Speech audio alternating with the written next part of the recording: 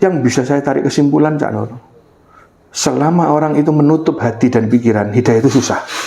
Pertama. Yang kedua, orang itu harus di tingkat tertinggi dalam beriman. Karena waktu itu saya sangat antusias dalam beragama Kristen. Sampai saya dulu mata untuk melihat Injil, telinga untuk mendengar khotbah-khotbah pendeta. Kurang apa? Saya mengurung diri sampean. Beneran itu, Cak Nur.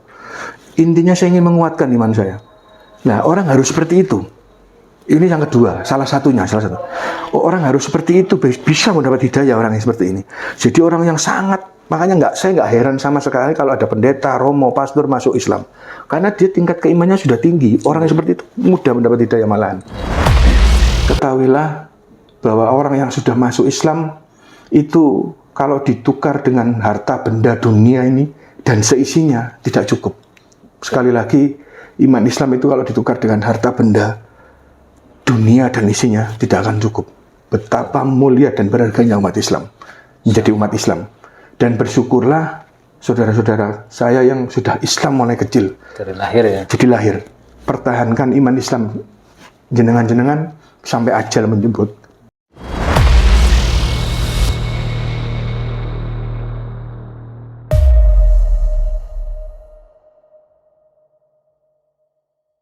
Belum sampai Rasulullah menjawab, orang ini dibuat buta sama Allah SWT karena kekufurannya aja. Kita kufur nikmat kan. Sudah diberi kebenaran, sudah diberi sehat, diberi hidup, masih seperti itu, mengutuki Allah seperti itu. Dibuat buta. Semakin bingung Yahudi tadi, datang lagi ke Rasulullah. Ya Rasulullah, saya wis miskin, saya ini buta.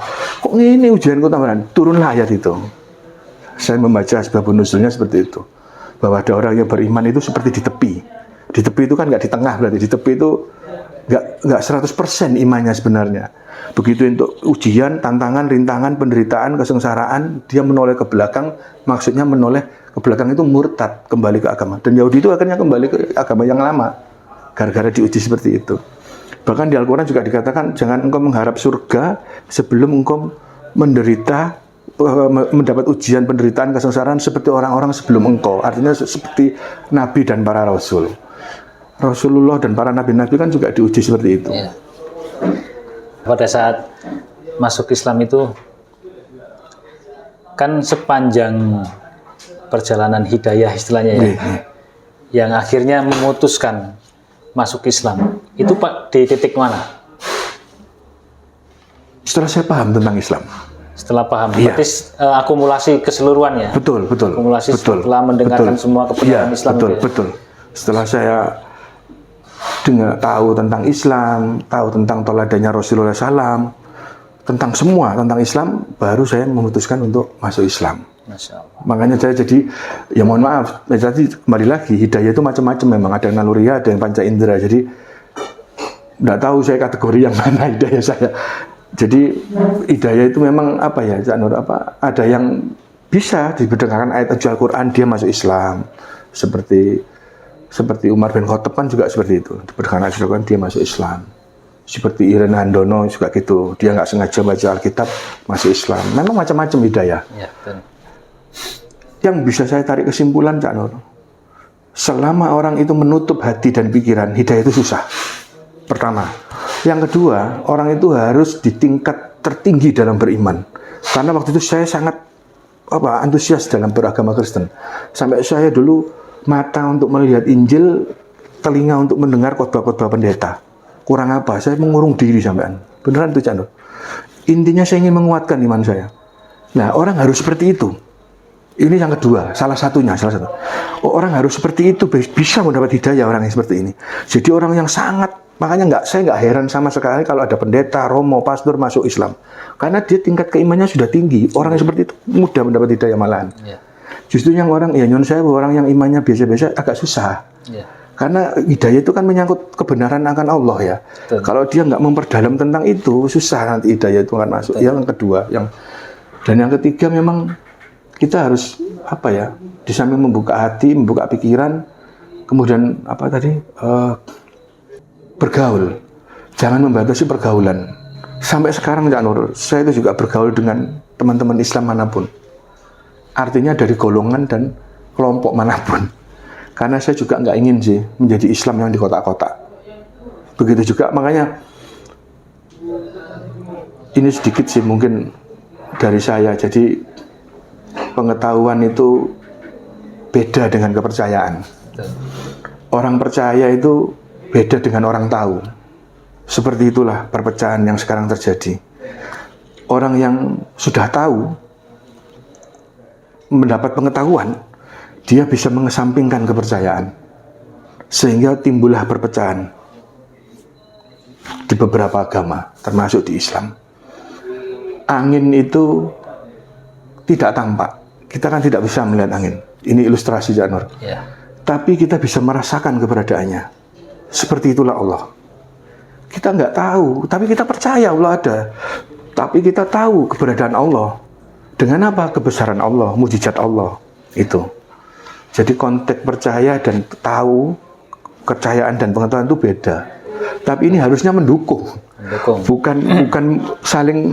Nah, kebanyakan orang kalau sudah mendapat pengetahuan, sudah tahu, mengesampingkan rasa percaya atau kepercayaan itu. Akhirnya timbul konflik, timbul perpecahan. Ya. Mungkin itu, Janur. Sekarang aktivitasnya apa? Alhamdulillah saya di relawan Dompet Quran, juga di relawan Mu'alaf Center, Jawa Timur. Insya Allah. Pak Anugrah, cita-citanya ke depan itu apa? Kalau saya sih di sisa umur saya ini ingin memberikan yang terbaik aja untuk umat Islam khususnya. Iya. Sebenarnya ingin umat Islam ini menjadi umat yang berkualitas juga berkuantitas. Karena banyak orang yang mengatakan kualitas lebih penting, ada yang mengatakan kuantitas juga lebih penting. Kalau menurut saya pribadi, kualitas juga kuantitas. Kita perlu orang-orang Islam yang berkualitas memang, tapi kita juga perlu jumlah umat Islam ini harus banyak, tapi yang berkualitas. Betul. Karena salah satu contoh aja, banyak loh orang-orang yang berdakwah di luar negeri sana, tapi mereka bisa berdakwah. Contohnya apa? Ya Nyon Sewu, para TKI, TKW, ya Nyon Sewu mungkin agamanya tidak seperti ulama, tidak seperti alim, betul. Tapi mereka berbondong-bondong mengumpulkan dana, membuat masjid di tempat dia kerja di TKI itu. Sehingga dia setelah menyawat masjid, dia mendatangkan ulama untuk mengajar orang-orang di sana yang muslim. Artinya semakin banyak kuantitas itu perlu kita, orang Islam yang banyak itu perlu untuk dakwah, untuk syiar, karena kita ini tempat kita ini luas. Kalau kita hanya orang kita sedikit tapi berkualitas, susah nanti untuk berdakwah juga. Buktinya contohnya seperti itu tadi. Kalau saya mengamati orang-orang yang jadi TKW itu secara kualitas mungkin mereka tidak seperti alim ulama, tapi kuantitasnya mereka menyebar kemana-mana. Justru mereka yang membuat masjid kadang di sana mereka. Luar biasa. Bukan ulama yang buat masjid, mereka malah orang-orang awam. Itu Janur. Baik, terima kasih sudah mau berbagi kepada Mu'alaf TV. Kemudian pesan apa sih untuk mereka yang para non-muslim ingin masuk Islam, keluarganya mungkin menentang, jadi sehingga ragu-ragu ya kan, banyak tentangan dari keluarga, tapi pada hakikatnya hatinya itu ingin sekali masuk Islam. Itu gimana pesannya? Jadi kalau untuk saudara-saudara yang sudah ada keinginan untuk masuk Islam tapi masih gampang, pesan saya, kalau memang sudah ada ketertarikan walaupun itu sedikit, percayalah itu sebuah hidayah, itu sebuah petunjuk dari Allah langsung. Dan kalau sudah mendapat petunjuk yang walaupun sedikit, walaupun setitik air hidayah itu, harus kita sambut. Artinya apa? Jangan disia-siakan hidayah itu, karena Allah kalau sudah memberikan kebenaran, dikatakan di Al-Quran, orang yang tersesat itu akan semakin disesatkan, dan orang yang mendapat hidayah akan selalu mendapat hidayah berikutnya. Di Al-Quran dikatakan seperti itu. Jadi bagi saudara-saudara yang mau masuk Islam, perdalamlah Islam. Seyogianya memperdalam Islam sebelum menyatakan untuk bersyahadat. Karena kalau hanya syahadat, kemudian tidak memperdalam Islam, apalagi menjadi Islam secara kafah, ya Nyon Sewu, akan susah bagi mereka sendiri nanti.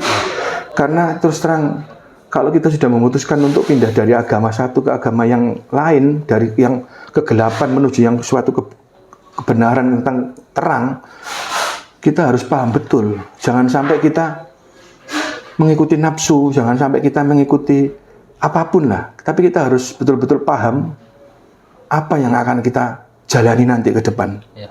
Jadi harus memperdalam Islam, mendekatkan diri sama orang alim, orang ulama, orang-orang yang paham tentang ajaran Islam, tentang agama Islam. Setelah itu, setelah mantap, monggo silakan bersyahadat. Kedepannya akan lebih enak. Karena kita sudah mencintai Islam, bukan hanya sekedar cinta, tapi memahami Islam. Tahu tentang yang hak dan yang batil, tahu tentang rukun iman Islam seperti apa, iman Islam seperti apa. Seperti itu. Jadi, jangan sekedar hanya bersyahadat, kemudian kita lalai sebagai umat Islam. Padahal syahadat itu seperti sumpah. Syahadat itu sesuatu yang tidak bisa dibuat main-main.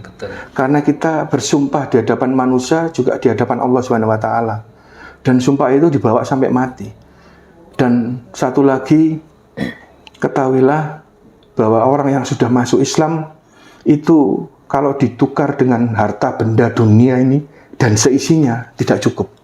Sekali lagi, iman Islam itu kalau ditukar dengan harta benda dunia dan isinya tidak akan cukup. Betapa mulia dan berharganya umat Islam menjadi umat Islam. Dan bersyukurlah saudara-saudara saya yang sudah Islam mulai kecil. Dari lahir ya. Jadi lahir. Pertahankan iman Islam jenengan-jenengan sampai ajal menjemput. Mungkin itu ya. Masya Allah, terima kasih banyak kisahnya. Semoga ini bisa menginspirasi banyak teman-teman saudara-saudara kita. Amin. Khususnya pemirsa sahabat Mualaf TV yang menonton tayangan ini. Amin. Terima kasih. Amin. Ya, Cak Nur. Baik, terima kasih. Demikianlah kisah daripada perjalanan seorang mualaf, yaitu Bapak Anugrah. Semoga bermanfaat kisah tadi, bisa diambil, dipetik hikmahnya, dan bisa meningkatkan iman dan ketakwaan kita. Amin. Amin ya rabbal alamin. Demikian, apabila ada salahnya, itu semata-mata datangnya dari saya sendiri sebagai manusia biasa yang mungkin banyak khilafnya, dan apabila ada benarnya, itu semata-mata datangnya dari Allah Subhanahu wa taala. Akhiru kalam, wabillahi taufiq wal hidayah. Wassalamualaikum warahmatullahi wabarakatuh. Waalaikumsalam warahmatullahi wabarakatuh. Terima kasih. Jai, Cak Nur. Sehat selalu nggih, Pak. Jai, amin.